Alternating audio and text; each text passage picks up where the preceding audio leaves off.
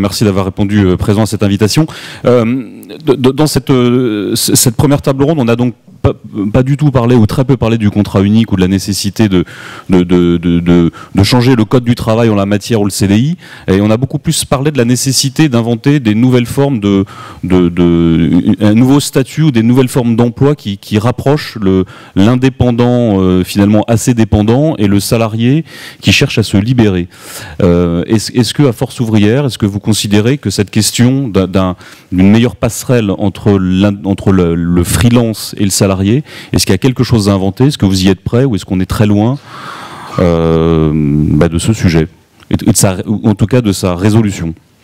Bonjour à tous, merci de votre invitation. Écoutez, question très, très difficile. Alors si on fait un petit peu l'histoire de l'histoire sociale française ou mondiale, on peut constater que les questions entre salariat, travailleurs indépendants ne sont pas des questions nouvelles. Si vous regardez le 19e siècle, ce qu'on appelait à l'époque le sublime, c'est-à-dire que le travailleur qui était le travailleur de métier, qui était très indépendant dans le cadre de son travail. Alors après, vous avez un processus de déqualification, taylorisation, fordisme.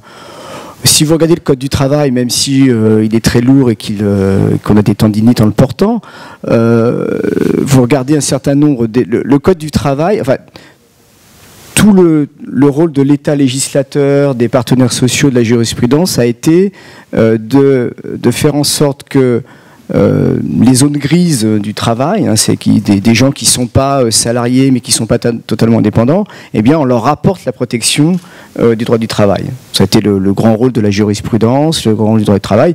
Et si vous regardez, pour ceux qui le regardent, j'ai revérifié ce matin le livre 7 du Code du travail, vous avez effectivement le gérant non salarié de succursale, le journaliste, je ne sais pas si vous êtes salarié, mais oui, vous êtes cette chance ou cette malchance, je ne sais pas comment il faut le dire. Salarié, le voyageur représentant placier, voilà. Donc toute l'histoire de notre droit du travail, c'est une histoire des relations entre ce monde de la subordination juridique avec la question de la subordination économique. Donc c'est pas quelque chose de nouveau.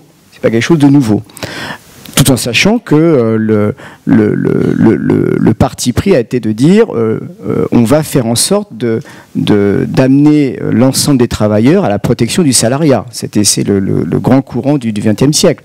Alors, est-ce qu'on est maintenant à contre-courant? Est-ce qu'on va aller vers... écoutez, je pense que là, et vous l'avez évoqué ce matin dans la première table ronde, bien évidemment, les questions de l'ubérisation, la numérisation impactent totalement les relations individuelles et collectives de travail, bien évidemment. De deux manières, ça amène à de la concurrence. Alors, est-ce que peut-être non libre et faussée, et puis ça amène à des questions sur la question de la protection physique, la protection sociale de l'individu, de la personne qui passe d'un statut à un autre. Donc c'est des enjeux que...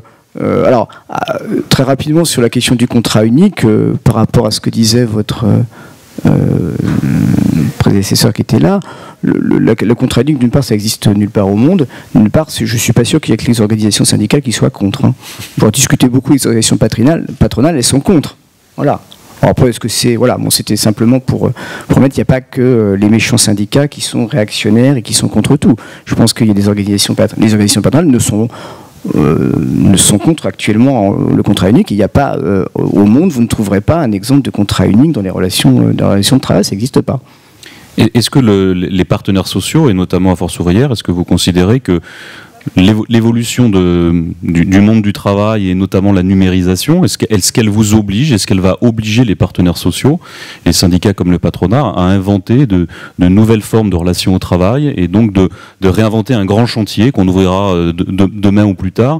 Est-ce que le code du travail est adapté au monde de demain ou est-ce qu'il faut inventer de nouvelles formes d'emploi ou de relations au travail? Bon, comme disait Loisel, un grand jurisconsulte, c'est le fait qui fait le droit. Donc, je veux dire que c'est qu'à un moment, nous sommes confrontés à des évolutions de la société qui font que la législation doit évoluer, bien évidemment.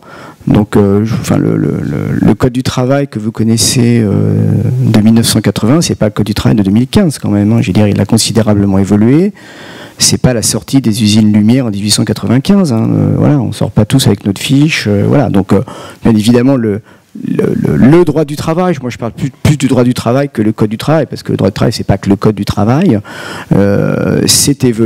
a évolué, a pris en compte les évolutions managériales, les phénomènes de la mondialisation, de l'internationalisation des échanges. Voilà, quand vous parlez de temps de travail, vous avez depuis quand même une dizaine d'années, même plus, des évolutions de la législation sur le temps de travail qui fait qu'on n'est pas tous à 35 heures de façon collective dans la semaine. Voilà, donc bien évidemment le droit du travail s'adapte. Est-ce qu'il est assez adapté? Écoutez, je pense qu'on a des vrais sujets d'autonomie de la négociation collective, que ce soit dans la négociation interprofessionnelle, de branche, dans la négociation d'entreprise, qui laisse plus de latitude aux partenaires sociaux pour justement faire en sorte. Alors, tout en sachant que moi, en tant que syndicaliste, notre travail, c'est de faire en sorte que des personnes qui sont en situation d'indépendance juridique, mais de dépendance économique, aient un minimum de protection. Alors, c'est de la protection physique, c'est de la question de la protection sociale est majeure. On a vu ce cas récemment avec le portage salarial. Voilà, on a été confronté, le portage salarial est arrivé, c'est vraiment une activité nouvelle qui arrive avec des formes de subordination, de relations économiques qui sont totalement différentes. Et la première fois que les partenaires sociaux se sont posés ces questions, c'est quand vous avez un porté qui est arrivé en toc-toc à Pôle emploi en disant je veux avoir mon indemnisation chômage. Et après, Pôle emploi se tourne vers nous en disant qu'est-ce qu'on fait ? Et la jurisprudence, la Cour de cassation, elle dit, regarde la présomption de salariat, est-ce qu'il y a une dépendance juridique, économique, est-ce qu'il y a la question d'autonomie. Et donc c'est vraiment le fait, quelqu'un qui tope à Pôle emploi et qui me dit, voilà, qu'est-ce qu'on fait? Donc on a été confronté à ces questions-là. Donc on devra de toute façon, alors après on a rencontré la nouvelle ministre hier, et elle nous a demandé la question de la numérisation, puisqu'on va avoir le rapport Mettling qui va être rendu à la ministre dans les prochains jours. Est-ce que vous êtes prêt à une négociation interprofessionnelle? Bon, alors moi, écoutez, je ne sais pas. Je pense qu'on a des vrais enjeux.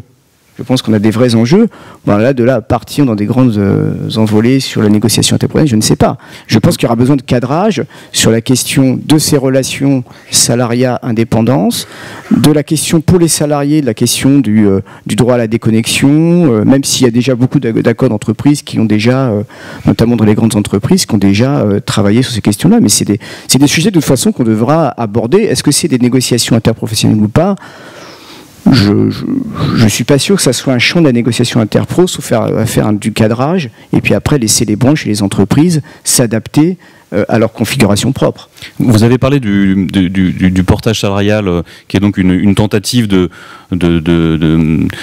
remettre dans le droit du travail, dans le code du travail, des salariés indépendants en transformant des contrats en salaire.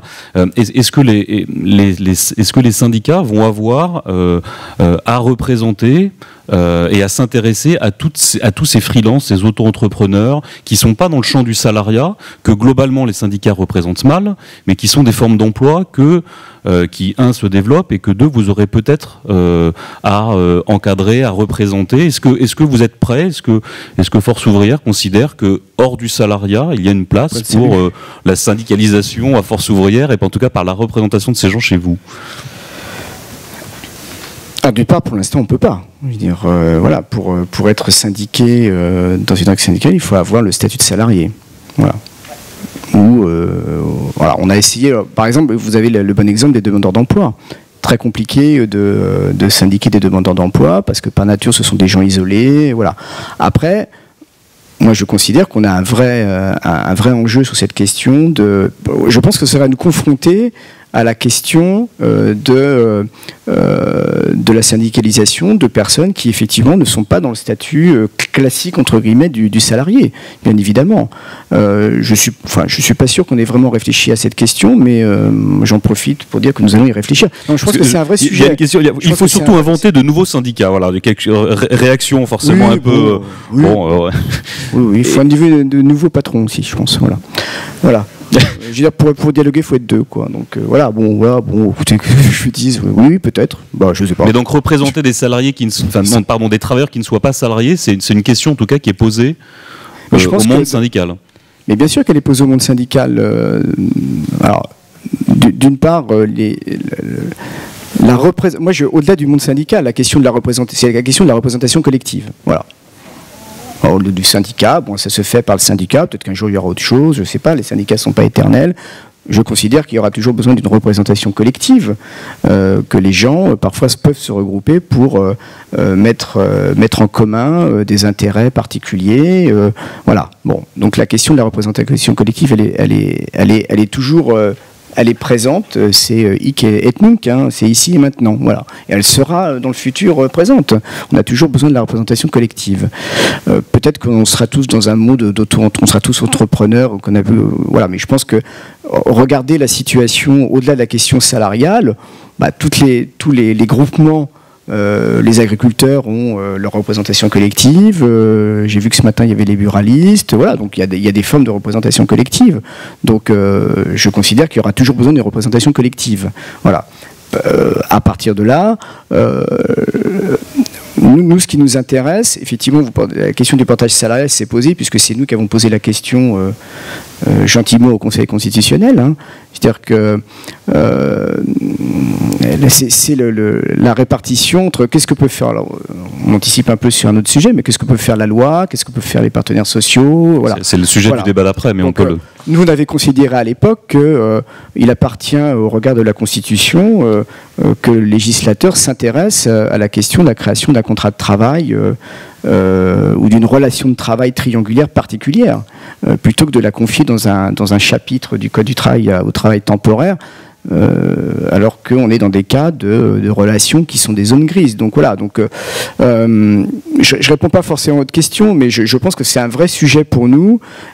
La difficulté que nous aurons, c'est que souvent, les personnes qui sont dans ce qu'on appelle des zones grises en droit du travail sont des personnes qui sont parfois isolées. Donc c'est la difficulté pour la représentation syndicale classique de pouvoir appréhender ces personnes. Moi, j'étais dans le secteur des services à la personne. C'est pas facile de syndiquer des employés de maison qui sont par nature isolés, qui sont au domicile d'un particulier. Donc c'est la représentation collective. Pourtant, elles ont après, elles viennent vous voir, ces personnes. Donc elles ont des problématiques particulières.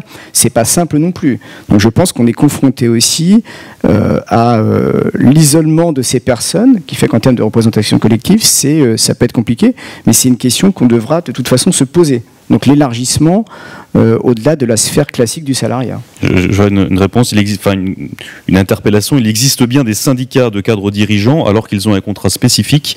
Alors pourquoi pas pour les non-salariés? Voilà, on est toujours dans le... Oui, non, mais je dis il faudra changer nos statuts au prochain congrès, il n'y a pas de souci. Donc on changera nos statuts pour faire en sorte de syndiquer les non-salariés. Donc non, mais... je suis pas contre, pourquoi pas les non-salariés, mais enfin bon, la question pour nous qu'on devra se poser, c'est jusqu'où on on syndique les non-salariés. On syndique les non-salariés. C'est-à-dire que la question, on va déporter la question de la subordination juridique à la subordination économique. C'est-à-dire qu'à un moment, je veux bien que syndiquer tous les gens de la FEP, mais bon, je suis pas sûr qu'ils en aient besoin d'une part. Et des envies peut-être. Je suis pas sûr qu'ils aient envie d'aller à la force ouvrière naturellement, mais on a des cadres chez nous, mais pas des cadres. On a quelques cadres dirigeants, mais la question pour moi, ça se posera sur la question de la subordination économique qui existe toujours, même si vous n'êtes pas dans une hypothèse de subordination juridique. Nous on l'a vu dans certains phénomènes d'auto-entrepreneuriat. On a vu, c'est pas la majorité des cas, mais on a vu des cas, moi j'ai vu dans des grandes entreprises où on va dire à la personne, vous démissionnez, et après on va être apporteur d'affaires, quoi. Voilà. Donc pour autant, la personne est en situation de subordination économique, mais il n'y a pas uniquement, mais c'est pas uniquement ça, c'est-à-dire que pour avoir été dans des vies antérieures, dans des secteurs de l'agroalimentaire, voilà, les questions de subordination économique, elles se posent entre des employeurs de filières différentes. Hein. Quand vous avez une entreprise comme j'ai connu en Bourgogne, qui est ma terre natale, grossiste en vin, on lui dit, une entreprise de la grande distribution, on lui dit, bah, vous faites un référencement sous les 3 semaines, autrement vous perdez le marché, et que c'est 95% de son chiffre d'affaires. Bah, alors les salariés ne se forment plus, on fait des heures sup et puis on y va. Donc là, voilà. Donc ces questions ne se traitent pas uniquement pour les individus, elles se posent aussi en matière de filière et de réseau d'affaires entre les entreprises. Donc c'est un problème global pour moi. Alors, on a parlé de protection sociale ce matin dans le premier débat. Vous allez avoir la redoutable charge et tâche de négocier le nouveau régime d'assurance chômage au printemps de l'année prochaine. Est-ce que sur cette question de l'assurance chômage, est-ce que le système aujourd'hui permet de répondre à cet éclatement de l'activité entre du salarié à autre chose? Est-ce qu'il faut réinventer un nouveau système dans lequel, au-delà des salariés, on propose quelque chose, une forme de protection à des gens qui dépendraient d'un autre type de relation contractuelle? Si j'avais que ça à régler au niveau de l'assurance chômage, ça serait merveilleux, mais je crois qu'on va avoir un défi redoutable à relever, qu'on a déjà, je pense, relevé dans la dernière négociation, avec difficulté, puisque nous devions faire un certain nombre d'économies, on a essayé de faire des économies intelligentes, je pense que nous avons réussi. On a une situation sociale qui est quand même dramatique, hein. Donc voilà, donc il ne s'agit pas de... Moi je le dis toujours, hein, pour avoir vécu, ça fait ma 3e négociation d'assurance chômage. Bon, là on est tranquillement assis, bon on gère, et voilà, il n'y a pas des lapins derrière, il y a des gens, quoi. On traite de l'humain quand même, donc il faut faire extrêmement attention à ce qu'on fait, à part de dire il faut tout réformer, voilà. On a un régime qui est très sensible à la conjoncture économique, donc bien évidemment il est en déficit, même si le déficit monte moins vite, mais c'est comme la courbe du chômage, hein, elle monte moins vite que ce qu'elle aurait été si ça avait été pire, comme disait Michel Sapin, mais bon, on a un régime qui va avoir 27 milliards d'euros d'endettement net cumulé en 2016, donc c'est une situation qui est très compliquée. On a plus de 5 millions de personnes qui sont inscrites à Pôle emploi, donc à peu près 3 millions, la moitié, hein, c'est que la moitié qui touche une indemnisation au chômage. Donc dans un premier temps, nous, l'objectif à Force Ouvrière, c'est de pérenniser le système. C'est pas d'y inclure les auto-entrepreneurs et de... Écoutez, je pense que alors, moi, pour rebondir sur votre question sans y répondre, je pense que le vrai sujet pour nous, qui nous intéresse, sur lequel on travaille beaucoup, c'est le compte personnel d'activité. Je pense que c'est un vrai sujet dans ce monde en mutation. Alors, il y a une crise économique quand même, hein, qui est d'abord une crise financière, hein, une crise de la titrisation aux États-Unis, et après, en même temps, vous êtes confronté à une crise de mutation. Voilà, donc on a les deux en même temps, ce qui ne facilite pas les choses, hein. Donc on a un vrai sujet sur le compte personnel d'activité, c'est un vrai beau sujet. Le calendrier imposé par l'Élysée au 1er janvier 2017 n'est pas super top, hein, mais je pense qu'on a un vrai sujet là le compte personnel d'activité, si on arrive à bien cranter les choses, parce que c'est 5-10 ans de travail, hein, ce sujet-là, c'est comment on fait en sorte qu'on assure, c'est pas un gros mot pour moi, on a plus de flexibilité pour les entreprises. Parce que quand vous sécurisez mieux le parcours de salariés, de personnes d'un statut à un autre, eh bien évidemment, c'est un outil de flexibilité pour l'entreprise, sans en rajouter sur contrat unique, CDD, CDI, voilà, qui sont des choses pour moi un petit peu, j'avoue que j'ai parfois un petit peu ringarde, je trouve, mais bon. Donc ça, pour nous, c'est un vrai sujet d'actualité et du futur. Voilà, c'est-à-dire qu'on a des gens, effectivement, comment on sécurise le parcours de gens qui vont faire des... Moi non plus, j'aime pas trop le terme de mobilité. Bon, moi, j'essaie de dire, bon, les gens, ils ont pas... Voilà. Comment on va faire en sorte que des gens, ils aient envie de bouger, quoi.